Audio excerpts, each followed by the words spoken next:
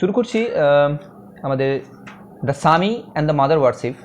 লিখেছে sister Nivedita, part 3। It would have been all together inconsistent, এটা হতে পারত একত্রে একটা অসঙ্গতিপূর্ণ, উইথ দ্য স্বামীজ আইডিয়া, স্বামীর ধারণার সম্পর্কে,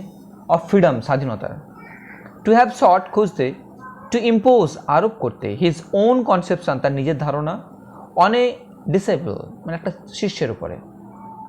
বাট কিন্তু everything in my past life, প্রত্যেকটা জিনিস আমাদের এই অতীত বা অর্ধেক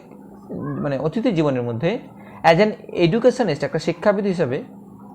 হ্যাড কন্ট্রিবিউটেড, যেটা অবদান রেখেছিল, টু ইমপ্রেস অন মি, আমার উপরে প্রভাবিত করতে, নাও, এখন, the necessity of taking on the Indian consciousness, যেটা একটা প্রয়োজনীয়তা ছিল কিসে নিতে, একটা ভারতীয় চেতনা গ্রহণের, কনসাসনেস মানে চেতনা গ্রহণের, অ্যান্ড দ্য পার্সোনাল পারপ্লেক্সিটি, এবং ব্যক্তিগত যে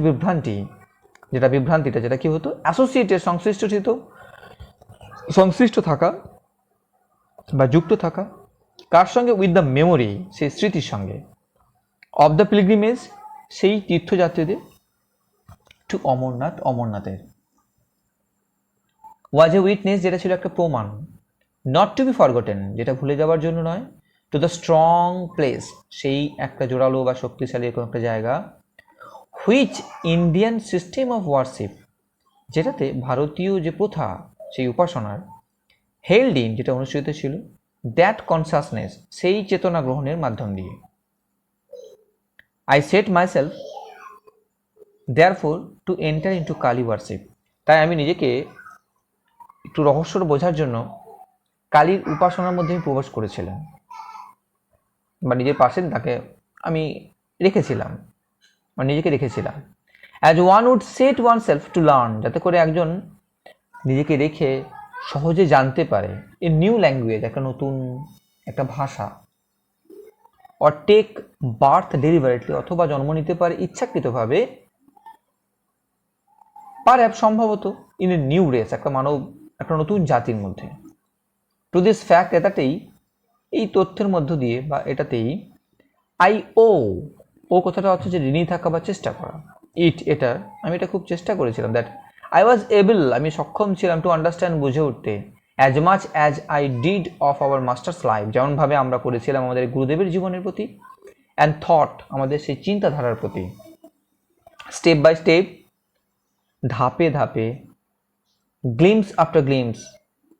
আভাসের পর আভাস, আই বিগেন টু কম্প্রিহেন্ড, আমি শুরু করেছিলাম বুঝতে, কম্প্রিহেন্ড কথাটা মানে হচ্ছে বুঝতে পারা, এ লিটিল, সামান্য কিছু একটা, অ্যান্ড ইন ম্যাটার্স রিলিজিয়াস, এবং সে ধর্ম বিষয়ে বা ধর্ম ব্যাপারে, হি ওয়াজ উইদাউট নোয়িং ইট, তিনি নিজেই জানতেন না, এ বর্ন এডুকেটার, তিনি ছিলেন একজন জন্মগত প্রশিক্ষক, হি নেভার চেকড, সে কখনো বাধা দিতেন না, এ স্ট্রাগলিং থট, একটা অপরিস্ফুট এরকম একটা চিন্তা ভাবনার মধ্যে, being with him one day when an image of Kali was brought in,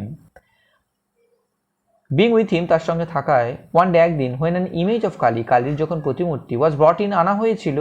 and noticing, দেখা হয়েছিল, some passing expression, কিছু একটা তাৎক্ষণিক একটা প্রকাশনা, I suddenly said, আমি হঠাৎ করে বলে উঠলাম, perhaps, সম্ভবত, Swamiji, Kali is the vision of Shiva, Swamiji হচ্ছে কালীর ধ্যানের একটা রূপ, ভিশন অফ শিবা, মানে শিবের একটা ধ্যানের একটা রূপ, ইজ ইট, তিনি তাই কি, হি লুকড অ্যাট মি, সে আমার দিকে তাকিয়েছিলেন, ফর এ মুমেন্ট, কয়েক মুহূর্তের জন্য, ওয়েল বেশ এক্সপ্রেসিভ, এটাকে প্রকাশ করেছিল, ইন ইউর ওন ওয়ে, ঠিক নিজের মতো করে, হি সেড, সে বলল, জেন্টলি, খুব শান্ত স্বরে, এক্সপ্রেস ইট, এটাকে অভিব্যক্ত করো বা প্রকাশ করো, ইন ইউর ওন ওয়ে, তোমার নিজের উপায়, অ্যানাদার ডে, অন্য একদিন, he was going with me, আমার সঙ্গে যাচ্ছিল, to visit the old Maharshi Debendranath Thakur, বৃদ্ধ যে মহর্ষি দেবেন্দ্রনাথ ঠাকুরকে ভিজিট করতে,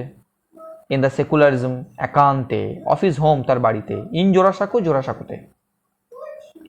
অ্যান্ড বিফোর উই স্টার্টেড, যাওয়ার পূর্বে, কি কোয়েশ্চেন মি, সে আমাকে প্রশ্ন করেছিল, কি প্রশ্ন করেছিলেন তিনি, অ্যাবাউট এ ডেথ সিন, একটা মৃত্যুর একটা দৃশ্য সম্পর্কে, at which I had been present, যেটাতে আমি উপস্থিত ছিলাম in present the night before, তার আগের দিনে রাত্রে। আই টোল্ড হিম, আমি তাকে বলেছিলাম ইগারলি, আগ্রহের সঙ্গে, অফ দ্য সাডেন রিয়েলাইজেশন, একটা হঠাৎ এরকম একটা উপলব্ধি, that had come to me, যেটা আমার কাছে এসেছিল, that religions were only language, যে ধর্ম একমাত্র ছিল একটা ভাষা, and we must speak to man, আমাদের অবশ্যই উচিত মানুষের সঙ্গে কথা বলা, ইন হিজ ওন ল্যাঙ্গুয়েজ, তার নিজের ভাষাতে। হিজ হোল ফেস, তার গোটা মুখটা যেন লাইটেড আপ, মানে আলোকিত হয়ে গেছিল, অ্যাট দ্য থট, সেই চিন্তা ভাবনাতে। ইয়েস, হ্যাঁ, হি এক্সক্লেম, তিনি অবাক হয়ে ব্যাখ্যা করেছিলেন বা বিস্ময়কর হয়ে, and Ramakrishna Paramahamsa was the only man, আর রামকৃষ্ণ পরমহংসই ছিলেন একমাত্র মানুষ, হু টট দ্যাট, যে শিখিয়েছিল যে, he was the only man, সেই ছিল একমাত্র মানুষ, who ever had the courage, যার মধ্যে ছিল